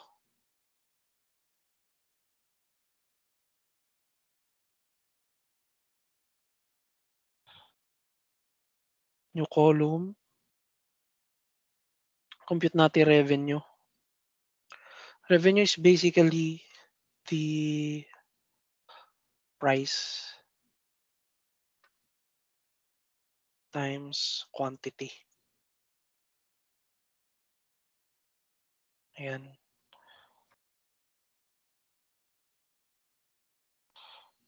And dapat naka-dollar sign din yan. Medyo dull, ano? Ganito talaga gumawa ng ang columns. Medyo matagal siya. And mas madali kasi gawin to sa Power Query. So ginawa ko lang siya dito for the purpose of demonstrating calculated columns. Pero as much as possible talaga, hindi ko ginagamit calculated columns, or if ever gamitin ko, mini-minimize ko yung paggamit. And this is total cost. Let's say total cost equals cost times quantity.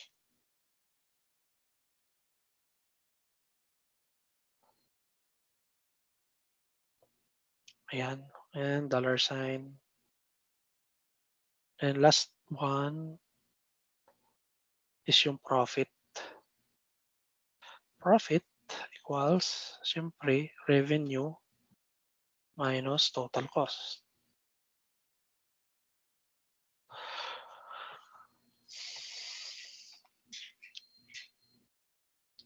Ayan siya. Okay. So, tapos na tayo mag-create ng calculated columns natin. Ito na siya pala. Hindi ko na i-compute yung total weight. Hindi naman natin siya magagamit sa sa report. Ayan. Product cost, product price, total revenue, total cost, and profit. Okay. Compute na natin siya. Ito na siya. And ito kasi formula niya. Proceed tayo sa measures. Measures generate new calculated values, and they follow filter context, which means they recalculate upon change of filters.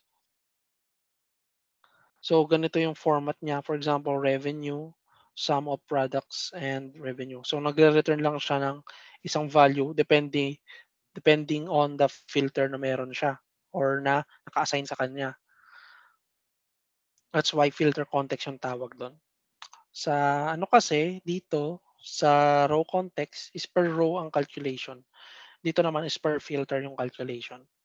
And mas ma-appreciate siya kapag nilagay siya sa matrix. Mas makikita mo dun yung result. Ayan. Meron two types of measures. May tinatawag na implicit measures, which is di ko ginagamit to kasi ang implicit measures is wala kang record nun eh. Wala kang record nun sa table. Later makikita nyo kung paano siya. Implicit measures is kapag nag-drag ka ng column doon sa visual mo, yun yung automatic na malalagay. Measure din kasi ito eh. And ang tawag dito is implicit measure. Yung isa naman yung quick measure is ah, explicit measure siya pero pre-built siya on templates. And ayun, ang pinakaginagamit talaga natin is yung explicit measure, which is gagawin natin mamaya. Meron tayo dito. Saan ba yun? Ayan. Ito, i-demo ko na bago ko i-present to. I-demo ko na yung measures natin. Ayan. So, ang pinakamagandang practice pag gagawa ka ng measures is to create a measures table. Paano? Click mo lang tong enter data, tapos lagay mo dito, measures table. Hindi pwedeng measures lang kasi kapag measures lang nilagay mo, may parang copyright na yun ng Power BI na hindi mo pwedeng gamitin yung name na yun. Magkaka-error pag ganun. I'm not sure if copyright yung tawag or ano. Basta hindi mo siya pwedeng gamitin. Reserve keyword yun sa program Yes, reserved natin. Pero parang keyword. ganun din yung kay Power BI. Tama, tama. Ayun, yan yung nahanap kong term, reserved keyword. Ayan. So, ayan, measures table. Pag gagawa ka ng measure, pwede itong new measure or pwede mo i-click dito sa measures table, new measure. So, sige. I-follow na lang natin yung guide natin dito or exercise. So, create a measure on total revenue. So, ano ba yung total revenue? Paano natin siya i-create? Ako personally, yung ginagamit ko is calculate. Kahit sum lang yan, nilalagyan ko pa rin ng calculate for the purpose of containing lang yung measure. Ewan ko, nasanay na lang siguro ako. Sige, let's say 01 revenue. Calculate. Sum.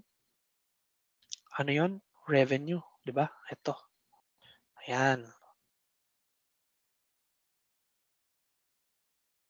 So, paano mo malalaman kung tama or nagkaroon ka na ng measure? Ang ginagawa ko is kukuha ko ng matrix dito. Like I said, di ko gagamitin tong DAX query view muna. Kasi ito yung old ways. Let's say, punta tayo sa transactions, hanap tayo ng isang filter.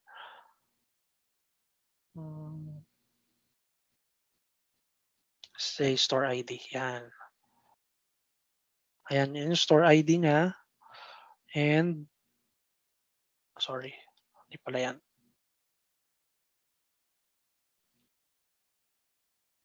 Revenue. Ayan. Ayan. So, kung makikita mo yung revenue, hindi pala naka $sign format. So, palitan natin yan. Tapos, dapat, lagawin natin ano lang, 0 yung kanyang ano. Ito yung sinasabi kong filter context. Ang filter dito yung store ID and nag-change yung calculation niya depending on the filter. Yun yung concept of filter context. Ayun. Tapos, let's say gawa tayong card. Tingnan natin yung total revenue natin. So, ito yung total revenue natin, 2M. Ayan. So, tama. So, ayan. Meron na tayong isang measure. Delete model. Pag pala, di ba, nag-create tayong table, i-delete na natin tong column 1. Kasi para kasi makapag-create tayo ng table, kailangan may at least 1 column. Kaya nilalagay niya to. Pero pwede na natin i-delete to. Ayan. Pag dinelete natin, ayan, mapapalit yung icon niya to measures table na siya. Ayan. Maganda na yung itsura niya. Tapos ano pa? Yung total profit.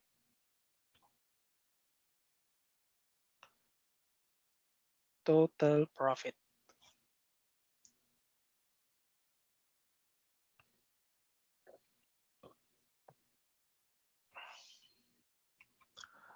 Okay. Right click, yung measure.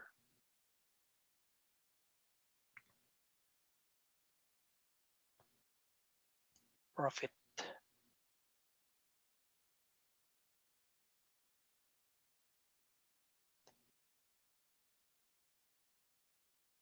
Oh, sorry. Naulit. Naulit yung ano. Gawin natin 0 to profit. Naulit yung kanyang name. Bawal mag-ulit ng name sa measures. Ayan. Okay, may profit na tayo. Number 2. So, ayusin na lang natin yung logo. So, this means na working yung model natin kasi nafi-filter niya ng maayos.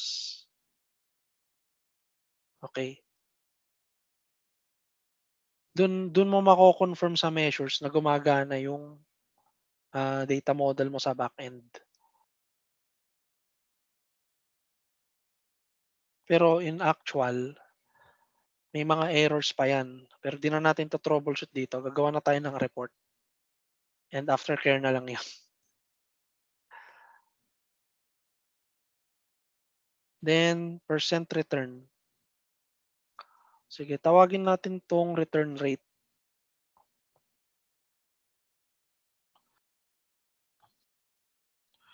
Okay, 0.3. Return rate. Sum. Oops, calculate na lang.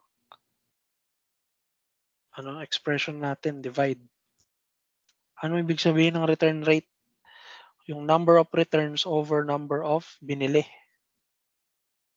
So, sum of returns, yung quantity ng returns. Saan ba yun?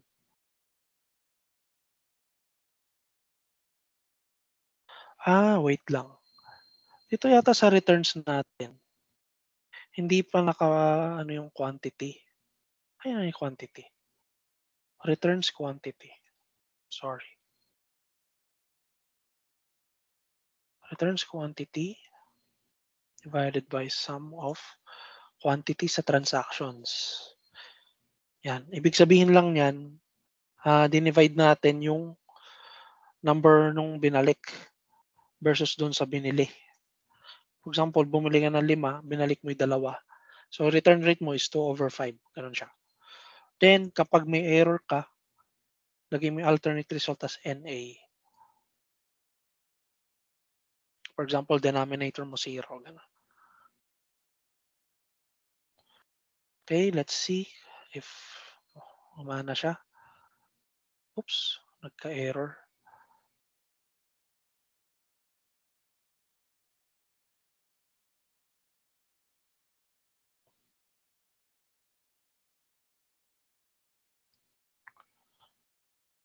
Troubleshoot ko lang Pwede nating i-try. I-divide na lang.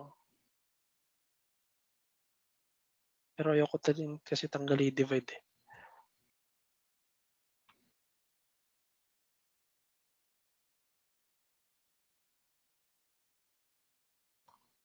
Let's see.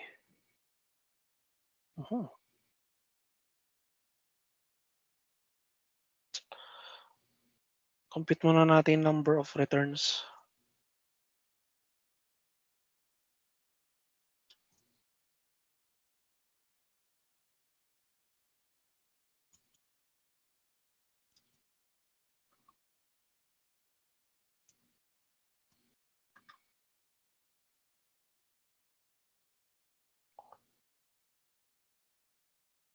Ayun. Kasi walang ano. Yan yung sinasabi ko. Kapag walang relationship, yung store ay wala kasing direct relationship yung stores. Tsaka meron na. So bakit hindi siya nag-filter?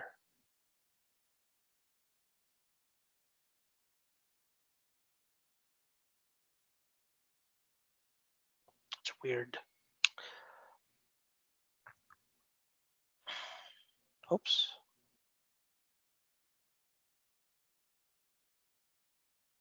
Check ko mabuti formula. Baka mali.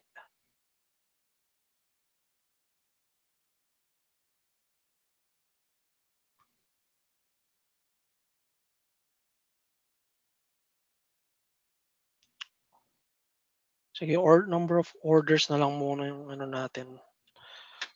Later ko siya i-troubleshoot. Sum of filters. quantity. Let's see kung na-filter siya ni store ID.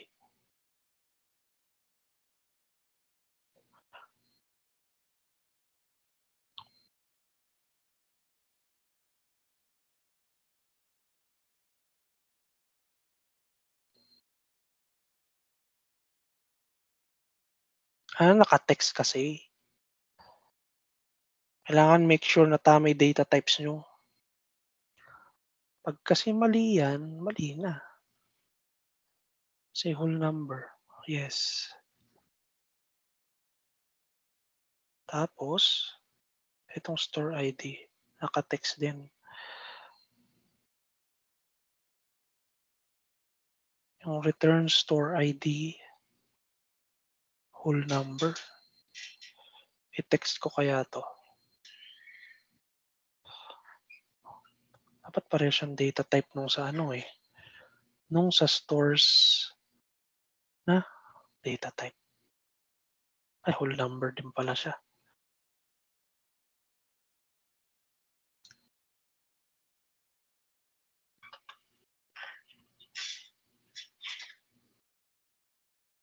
Whole number. Yes. So, dapat gumana na yung orders. Ayan, gumana na yung sa orders. Number of orders. Dapat gumana na rin yung sa returns.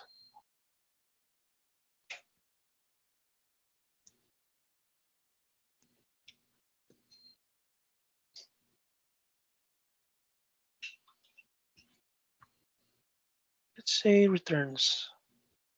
Yan.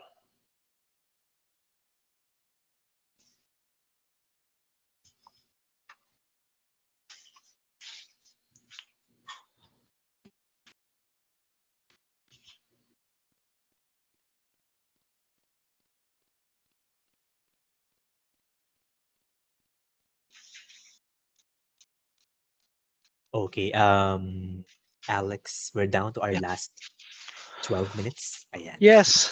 Oo nga. Hindi tayo nakaabot dun sa building ng building ng visuals, no?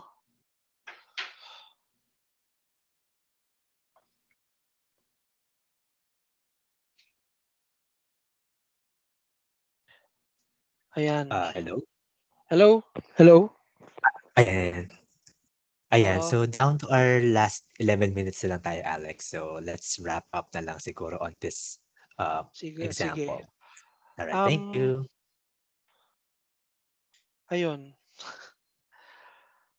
Marami pa ako sana ipe-present eh. Yeah, di talaga kakayanin since isang buo siya. No? Binuo ko siya eh.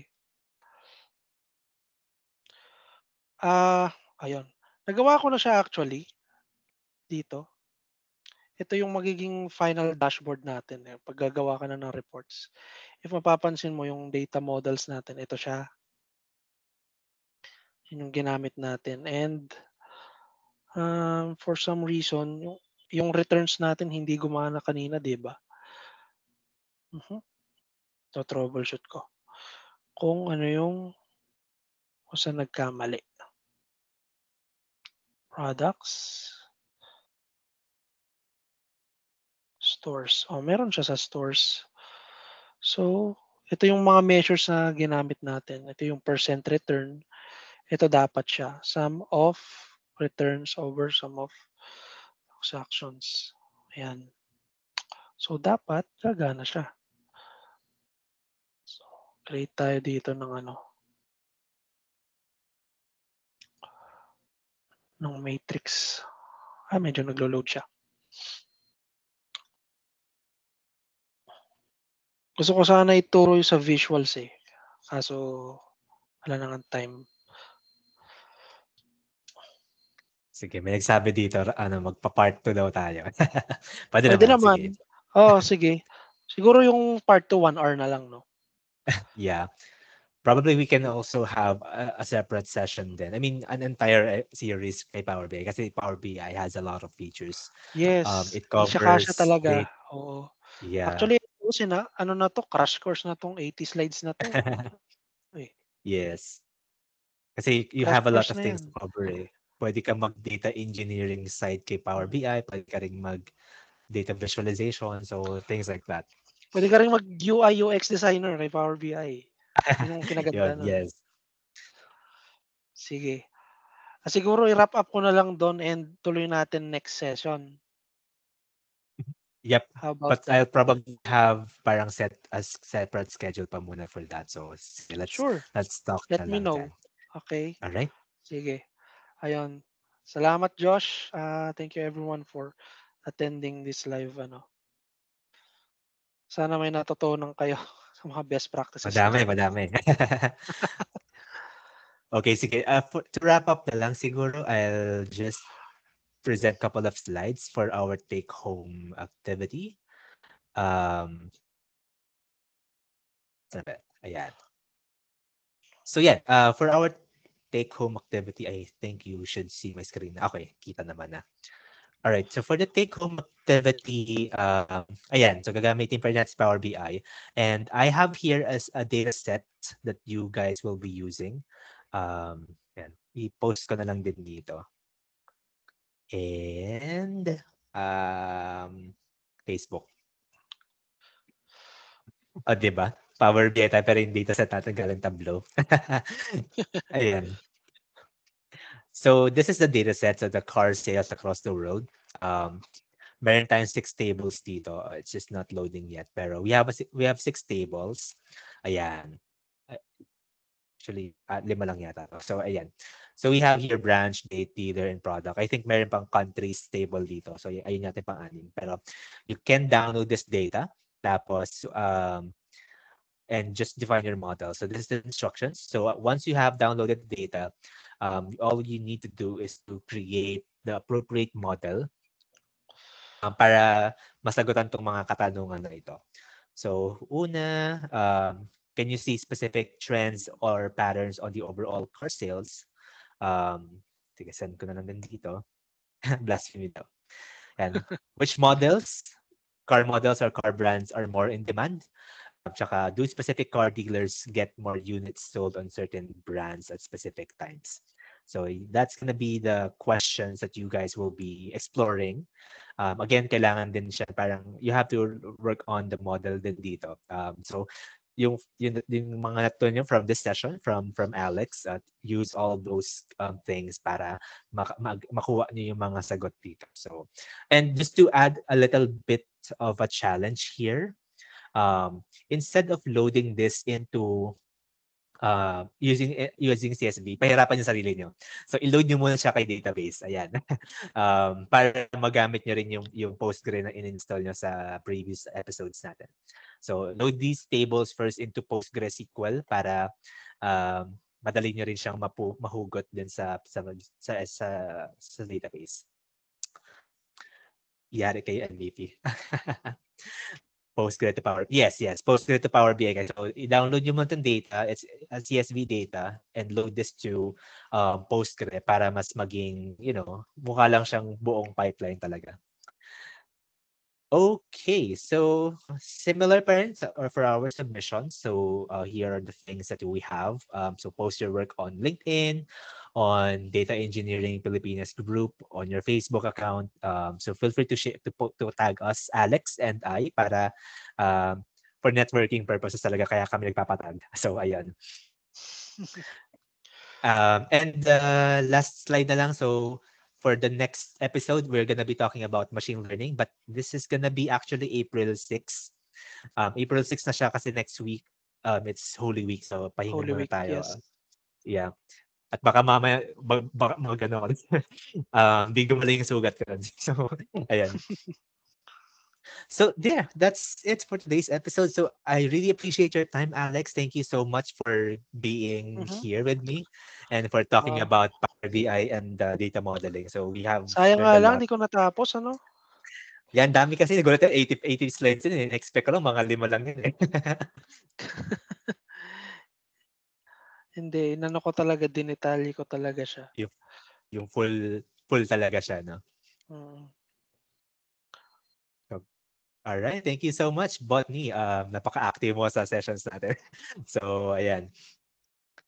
So I think that's just it. So thank you so much, Alex. So yung slides na lang pala, Alex, pink may message na lang kita about that. Okay, sige. All right. Thank No you so problem. much, Sir Tony. Thank you so much for attending here. Thank you, Sir Tony. Salamat. Si Dax Jutsu pala dito rin. Shout out, Dane. Dito pa siya. Hello, Daniel. Hello. Bibigat pala ng mga Power BI dito. Oo nga eh. Diyan pala si Dax Jutsu. Kompleto na. Business intelligence Nahiya team na ako. to. Ayos yan. Pang 6 hours yung session mo, ChatGPT. Oo. 6 hours Wala yun, pa sa 80 slides. Wala pa sa report Slides, building dami. eh. Oo. Sa ano ka pa lang 1/3 of the way. Yes. Tama. Ayun. Sige, mga Magre-request sir. na lang ako kay Salamat, Josh. everyone. Request na lang ako kay Josh if pwede ituloy, no? Josh? Yes. Siguro set tayo ng ibang session for that. Sige, pwede naman tayong gumawa ng ano. So, tatlo tang si sila Daniel and Sir Tony. So, pwede tayong gumawa ng isang buong series for that. No? So, yun. Sige. Business intelligence with Microsoft something. Correct. Thanks, guys. Thank you. All right. Thank you, everyone, for attending. See you. Good job, next Alex. Good job, time. Josh. Bye-bye. Thank you. Thank you, Sir Tony. Thank you. Thank you, Sir Tony.